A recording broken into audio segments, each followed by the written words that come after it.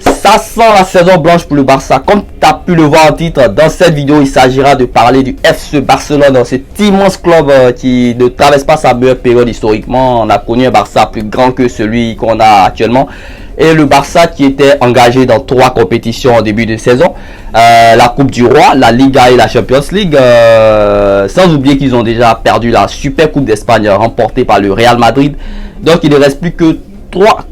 Il en restait 3, mais il en reste 2 maintenant, puisque le Barça s'est fait éliminer par l'Atlético Bilbao en quart de finale de la Coupe du Roi. Donc il ne reste plus désormais que la Champions League et la Liga au FC Barcelone pour sauver sa saison. Et force est de constater que ça sera ultra compliqué pour le Barça d'accrocher un trophée cette année. Quand je vois ce Barça là, c'est un Barça qui a beaucoup de failles en ce qui concerne dans un premier temps la Champions League. Ça sera ultra compliqué de voir le Barça remporter cette édition, parce que le Barça est déjà privé de 2 joueurs importants que sont Luis Suarez et Ousmane Dembélé. Voilà, Suarez saison quasiment terminée, Dembélé saison terminée, donc ça n'arrange pas les affaires du Barça. Un Barça qui ne dégage pas une force collective impressionnante. Ça tient le plus souvent au talent de Messi, c'est l'arbre qui cache la forêt. Ce Barça a plein de failles. Quique Setien est arrivé en lieu et place de Ernesto Valverde. Il a promis du beau jeu. Le beau jeu, on n'en voit pas trop pour l'instant. Une forte possession quand même.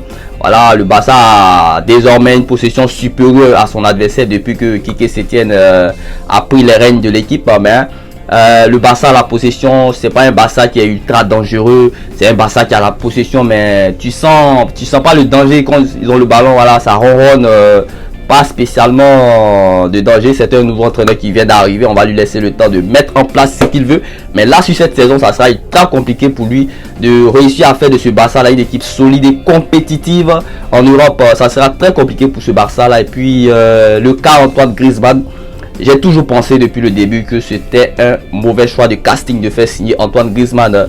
Je ne remets pas en cause le talent d'Antoine Griezmann, c'est un grand joueur, un joueur talentueux. Mais dans ce Barça là, je ne suis pas sûr que c'est le profil qu'il fallait à l'attaque barcelonaise.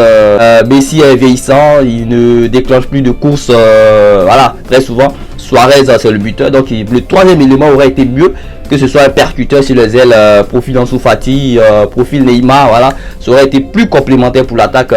Mais Griezmann là, il joue dans les petits espaces, il ne fait jamais quasiment d'appel en profondeur, il ne percute pas, c'est pas son style à lui, voilà, il fait ce qu'il sait faire, mais c'est pas le joueur qu'il fallait au Barça, c'est pas le profil que le Barça devait rechercher cet été dans le mercato estival. Donc voilà, je pense que Antoine Griezmann c'était pas le profil adéquat pour le Barça cette année, et c'est un peu tout ça qui agit sur la saison du Barça.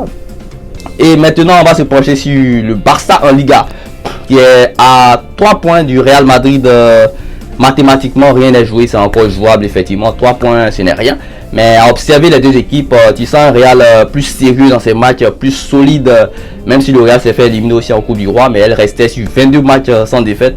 Donc tu sens un Real quand même, lui, qui est beaucoup plus solide, beaucoup plus sérieux dans ses matchs, qui a une carrure vraiment de champion. Et le Barça qui, voilà, ça sera difficile de jouer sur les deux tableaux avec cet effectif très amoindri. Voilà, en attaque, il ne reste plus que Messi, Griezmann et le jeune Ansu Fati. Ils seront obligés de faire appel sûrement à des jeunes de la réserve, sinon ça sera mission quasi impossible de tenir sur les deux tableaux. Surtout si le Barça se qualifie pour les quarts de finale et avance un peu plus dans la compétition, ça sera vraiment difficile. Donc moi personnellement, je ne vois pas le Barça remporter un trophée cette année, sachant qu'il reste désormais 2 trophées, que ce soit la Ligue des Champions ou la Liga. Je ne vois pas ce Barça là remporter un trophée cette année. Je crains la saison blanche pour ce Barça là, qui n'a plus fait de saison blanche depuis 6 ans maintenant. La dernière fois que le Barça avait fait une saison blanche, c'était sous l'ère Tata Martino, la saison 2013-2014. Donc ça date un peu quand même déjà. Ça serait un événement de voir le Barça finir cette saison sans trophée. Donc pour mon retour, ça faisait 2 mois quasiment que j'avais pas enregistré une vidéo. J'ai décidé de me plonger sur le Barça. Dans les prochaines vidéos, on va s'intéresser au gros match de la Champions League. Il y en a en février. Voilà, la Champions League fait son retour, les 8e de finale. On va s'intéresser à ces gros matchs de Champions League. On va donner le pronostic. On va voir ces matchs. On va les analyser avant le déroulé. C'est le 18 février normalement que ça devrait reprendre la Champions League. Donc on n'oublie pas de s'abonner, de liker la vidéo, le plus important, de la partager sur les réseaux sociaux. Et on se dit à la prochaine pour une nouvelle vidéo. Break.